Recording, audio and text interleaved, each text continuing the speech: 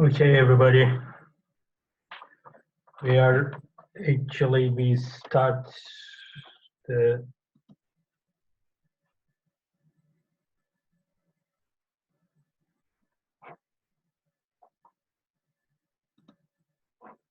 class as we continue from where we left.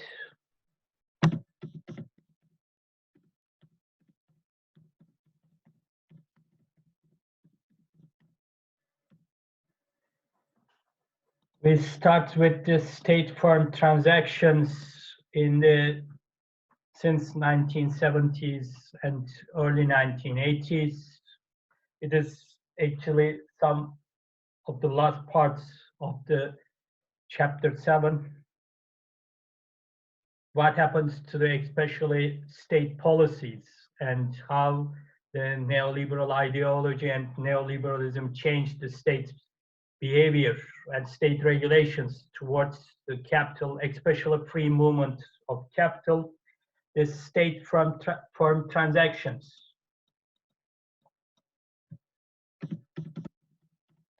In the 1980s, we start with actually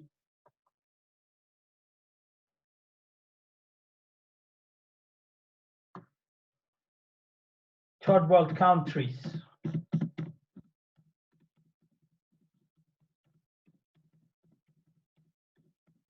They took a more positive view.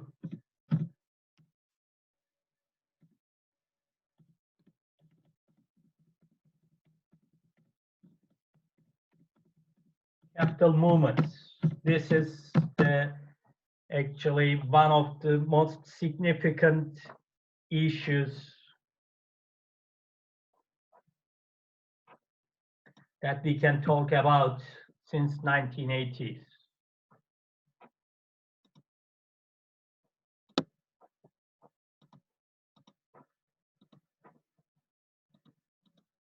So since 1980s, these third world governments, why they actually adopt this much more positivistic or much more optimistic view of this capital movements, free trade and free markets, because of the debt crisis in the 1980s.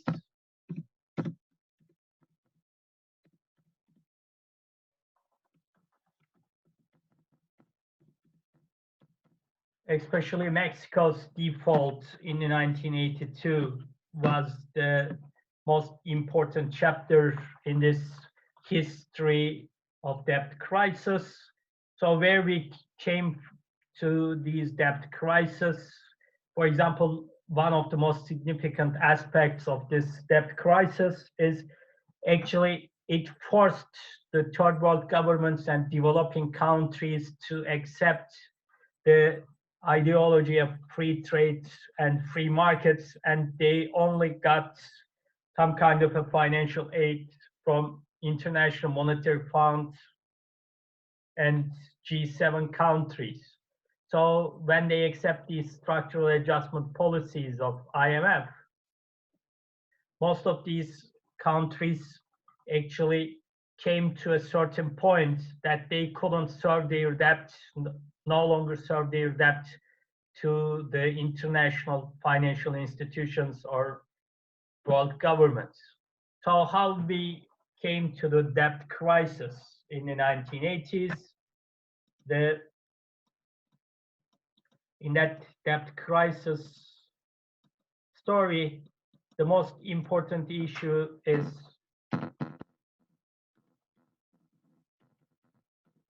petrodollars coming from OPEC after 1973. So where this petrodollars coming from why they came from after 1973? If you remember earlier chapters, we discussed the important issue that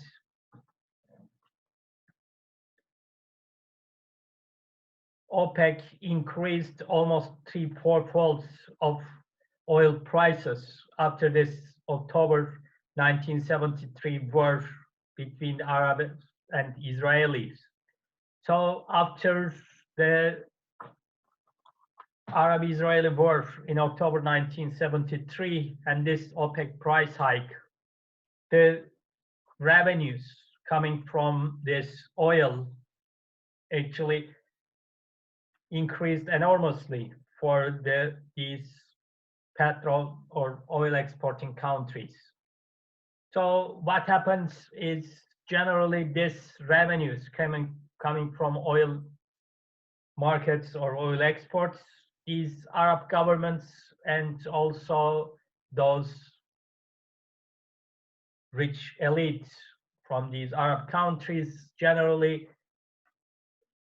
somewhat took this opportunity and invest their money in Western financial institutions, especially in international financial markets, stock exchange, bond markets, and others. So this money end up in as a low interest rate money in the coffins of the or in the vaults of the Western banks. So Western banks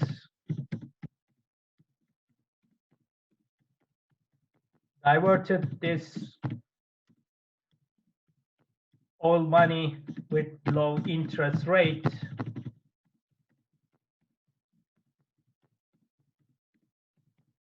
to the third world governments.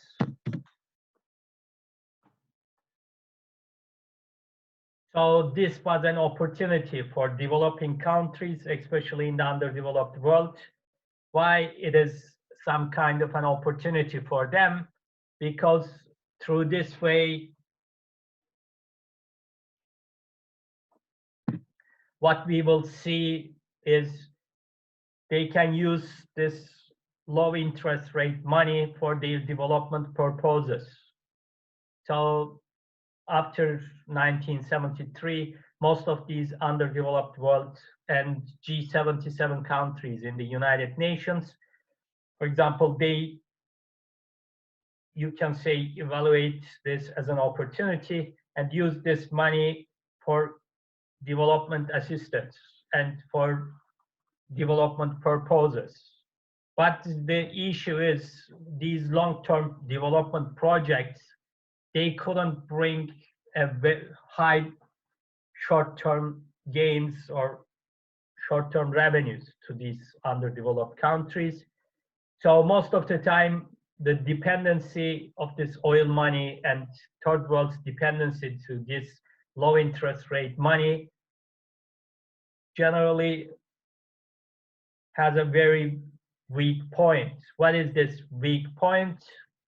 That the interest rates shouldn't increase because they thought these interest rates will continue to stay low until a certain period so that, for example, they can close their revolving loans through new low interest rate money from Western financial institutions.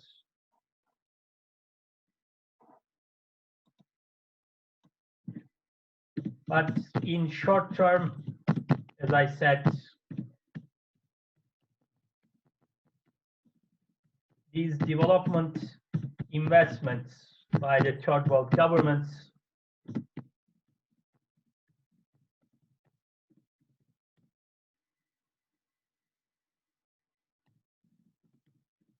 to high revenues.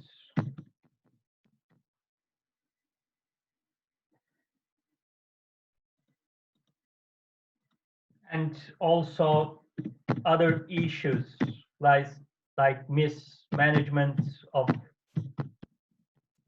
money,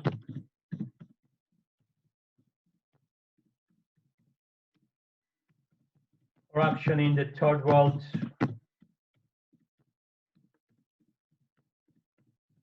inflationary pressures,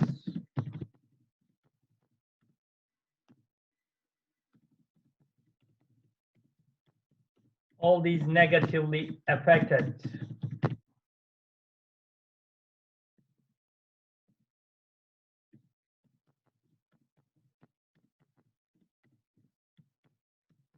repayment of loans.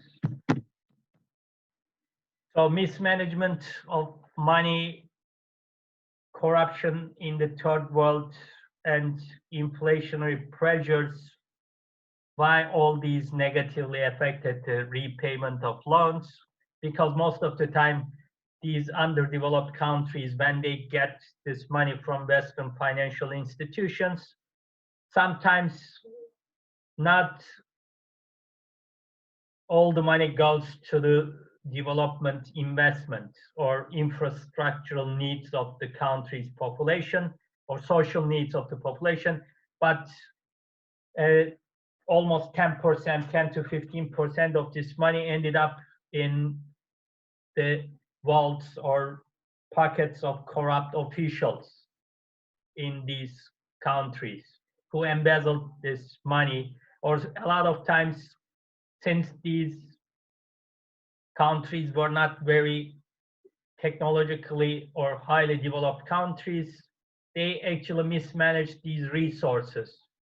For example, in terms of transferring and redistribution of this money according to the different investment projects, they actually a lot of times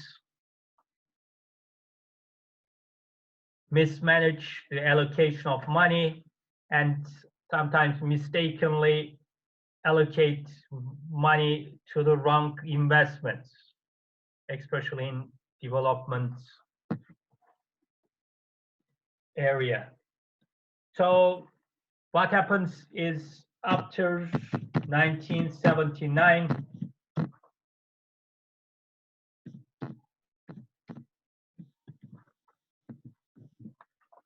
United States increased interest rates.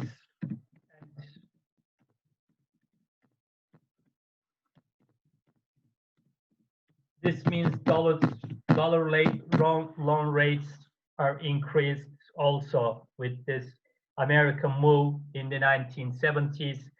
And as I said 5 minutes earlier, the relative ease or relative convenient repayment of these loans generally depended on this low interest rates from the Western financial institutions. So at least these underdeveloped countries decided that in a medium term or in a long term period, they can get newer loans with low interest rates. But in order to prevent the inflation in the United States, the US Federal Reserve or US Central Bank, you can say, they increase their interest rates enormously with the beginning of 1979. And these dollar loan rates from the Western financial institutions also increased. So this created circulation of loans from Western banks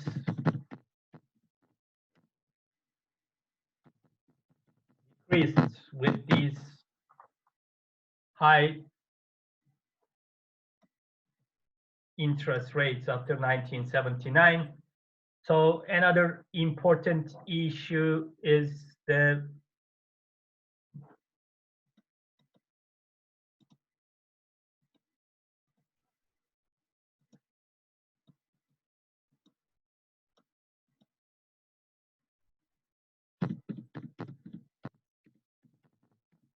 oil prices tumbled in 1980 and 1979. So the source of this development money that flew to the third world governments from Western financial institutions, this OPEC petrodollars, actually they also tumbled with the price of oil decreased. So another negativity happened other than United States increased interest rates in terms of circulation of these loans from Western financial institutions. But this time oil prices and source of money from OPEC actually dried up after 1980s. So what happens is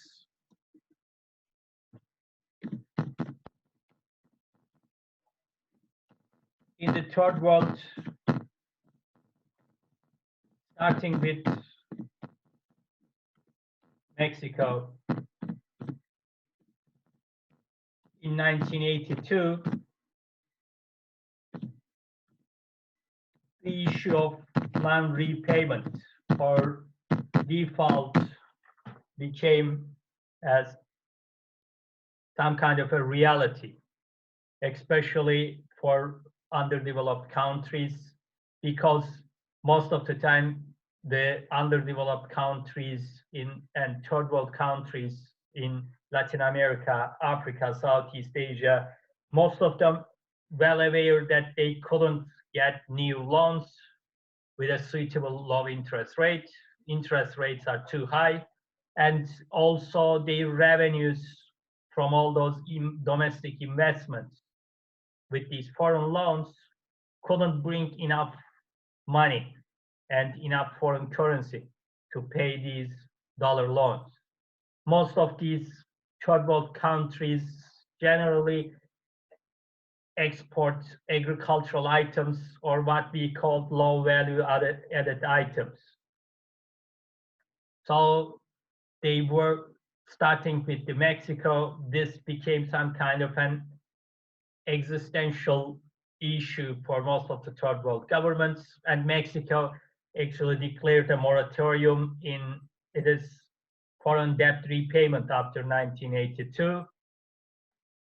What this means is, at least in order to restructure these loans, Mexican government told to the debtors, especially to the Western financial banks and Western financial institutions, that in the existing interest rates at that time in 1982, it cannot repay these debts. Also, it doesn't have enough revenues to cover all these expenses. So what happens is countries like Mexico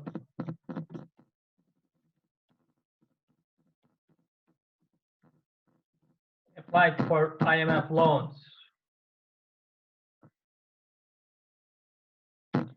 Why these third world governments like Mexico actually applied for the IMF loans? Because they argue that International Monetary Fund in the 1980s will provide with much more convenient terms, low interest rates, loans, and structure these existing loans of third world governments to the international financial institutions. So these low rate loans were very attractive for these underdeveloped countries in the 1980s. So what happens is IMF doesn't lend this money, or you cannot borrow money from IMF without any conditions.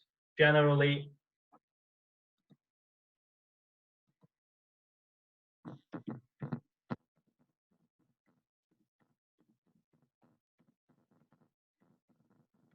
what they call structural adjustments.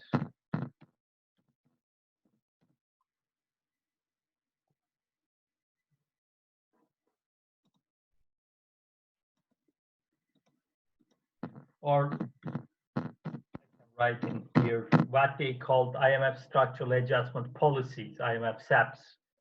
And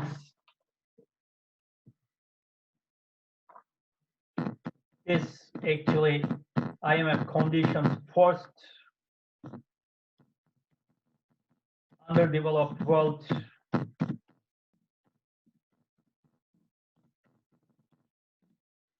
accept not only the structural adjustment policies and the conditions of IMF, but mostly trade liberalization.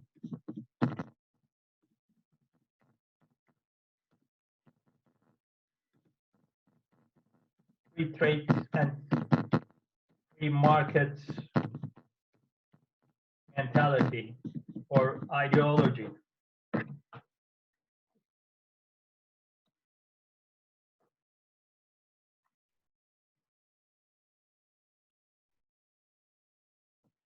So why this is an important issue? Because in 1980s in Washington meeting, what they called Washington Consensus, actually G7 countries led by the United States also prepare some kind of an ideological offensive, especially against the Eastern Bloc communist world and to the underdeveloped world, to actually force them or at least persuade them to accept this neoliberal mentality and trade liberalization. What is this? As we discussed before, opening up your markets,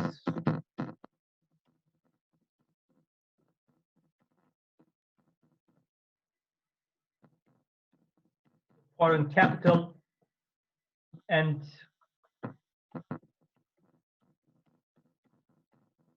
reduce state involvement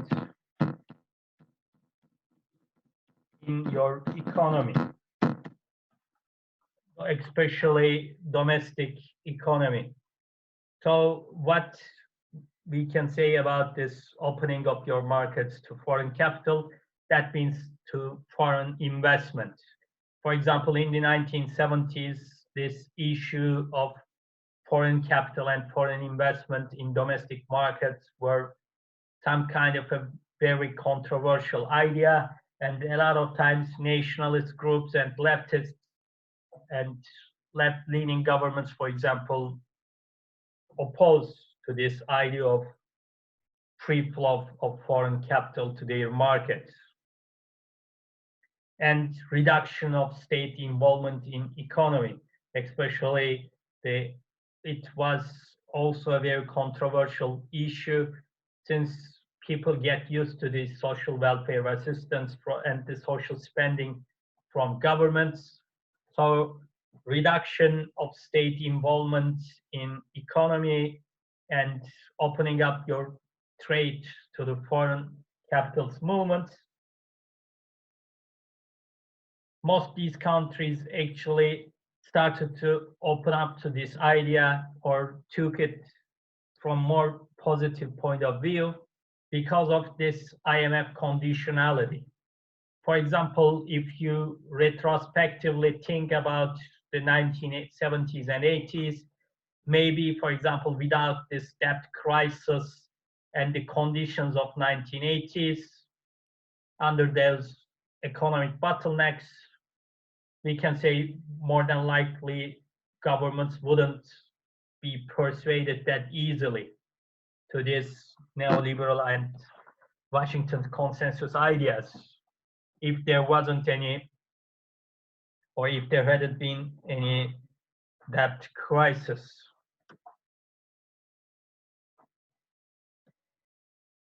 What other issues these governments, for example, accept as a result of this?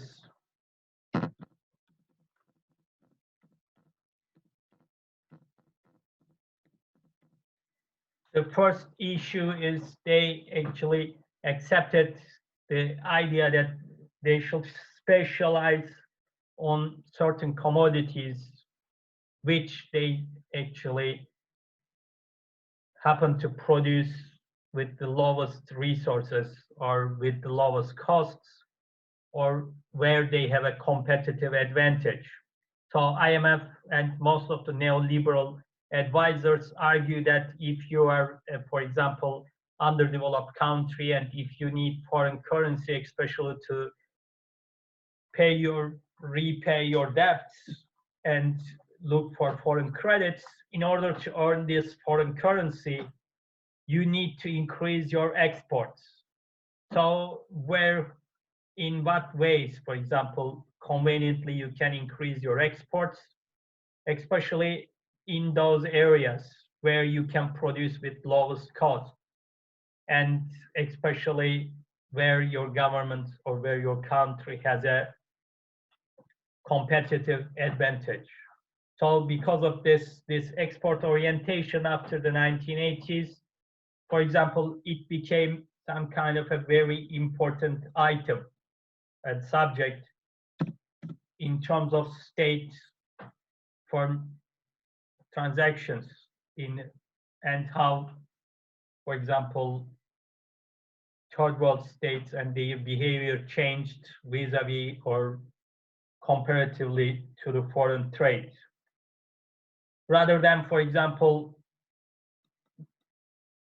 being sensitive on domestic affairs or domestic economy, export orientation generally direct these countries to more think about the needs of the foreign countries and needs of the foreign markets.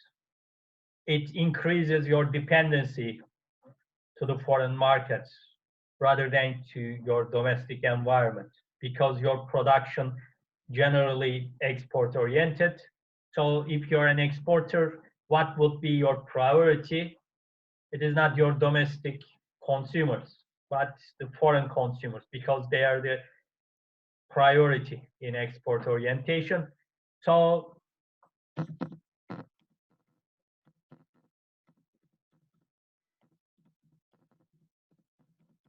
low wages in domestic economy is one of the direct results of this export orientation policies in the third world after 1980. How actually these low wages occur? In order to be competitive, for example, most of the time, in order to attract foreign direct investments and to increase your competitiveness in foreign markets, you need to decrease the cost in this export competition vis-a-vis or among all these different countries and different firms across the world. So in here, most of the third world countries, especially starting with China in the 1980s, what they actually understood or found was this low wage domestic economy and cheap labor resources can be an advantage in this export competition in global economy. So in order to fight and be competitive in world markets, generally states and governments applied those kind of wage policies that try to put pressure on the wages so that they can prevent them from increasing, especially in the 1980s.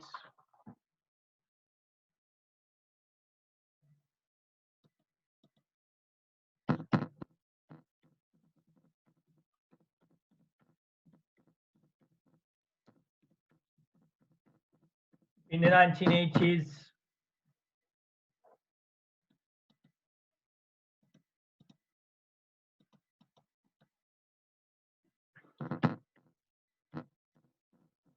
other issues are technology and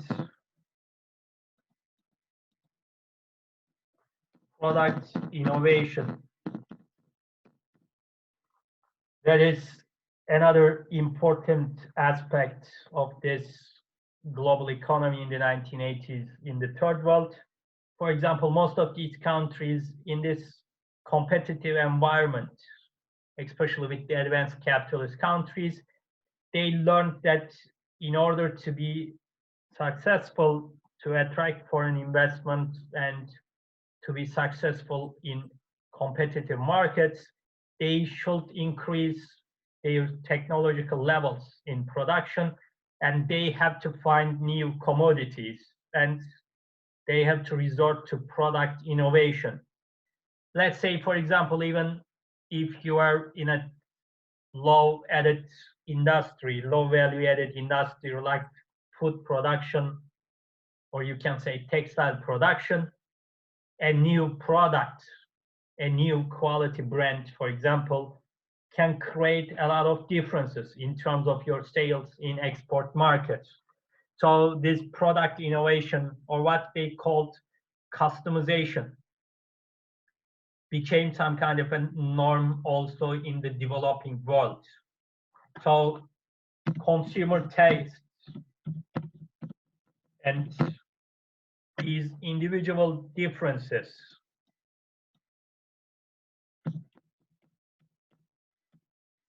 became important aspect of trade and exports. Why consumer taste became important? We are not talking about the previous period, 1950s or 60s. In the 1980s, if you actually catch or cover important parts of the foreign consumers or foreign markets, you have to actually directly communicate with the individual consumers, especially in the Western world or in global markets. So how can you do this? By actually individualized or customized your products according to the consumer tastes of this global economy.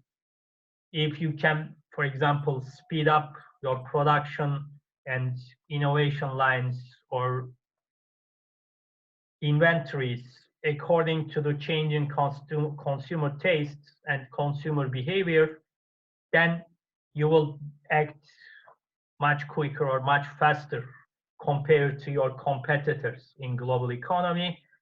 So this individualization and product innovation became an important aspect even in developing countries. But they are late to the competition. The significant disadvantage of these third world countries in this competition is, yes, they start after the 1980s this foreign export orientation and try to divert their attentions to the product innovation and customization of these products. But the Western markets and the Western corporations actually already started this export orientation, and they became somewhat experts in export markets and in competitiveness, and they actually started the Western corporations as a technological advantages, and their domestic markets also much larger than these third world countries or third world corporations. So what happens is, if they have a market and competitive advantage and technological advantage from the previous period, you generally in the 1980s became some kind of a latecomer to this competition. Like the 18th century or late 19th century, for example, when the world was divided by different imperialist powers, Germany and Italy, for example, was late to the international competition in imperialism. Like that, in the 1980s, most of the third world countries were some kind of a late competitors. Let's say, for example, car or automobile markets. For example, Japanese car companies, US car companies, and some of the German auto companies had a great advantage, for example, in terms of competitiveness and product innovation and technological skills, and also training their workers in terms of changing customer tastes and changing global competition. But for example, the third world countries saw that, for example, when they decided to get into these kind of markets, they couldn't win these markets very easily from these giant Japanese, German, or American firms, because there is a significant technological gap and competitiveness gap between them and these advanced capitalist countries' corporations.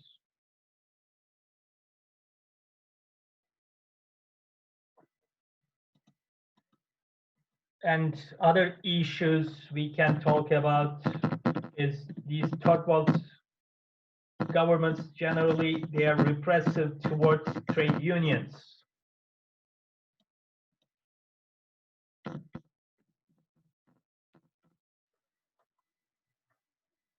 why they are repressive towards trade unions, because as I explained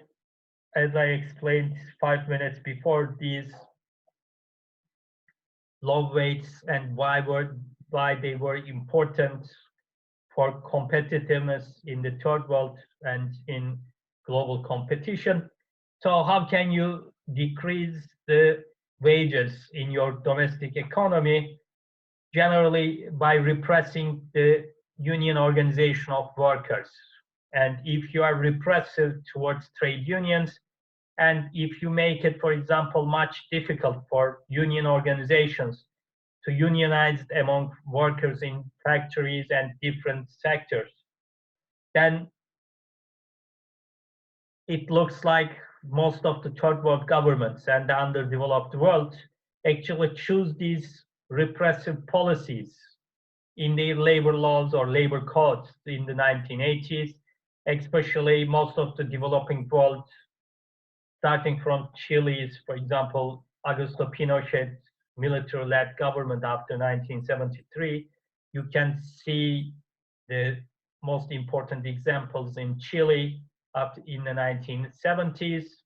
This repression of union organization and unionization among working class is one of the most important aspects of this low wages in the third world in the 1980s, because the most of the world governments, especially with the acceptance of these IMF structural adjustment policies, they not only withdraw, for example, any kind of incentives from unions and they cut social spending, but they also, in their labor laws, on penal codes, or in their legal principles, when they treat these workplace negotiations or labor condition negotiations between workers and the bosses, or workers and the capitalists, they generally tended to support the owners of means of production and the capitalists rather than trade unions. And they tried to make much harder to create these cheap labor source for export competition. So you can say for the working class, this was a very repressive environment in the 1980s, and in Latin America, Southeast Asia, and most of the Africa, in the third world countries, you can easily say why they called this 1980s as a lost decade is because large majority of the working class saw the increasing reductions in terms of living standards in the 1980s. So that was why we can say repression of trade unions was another aspect.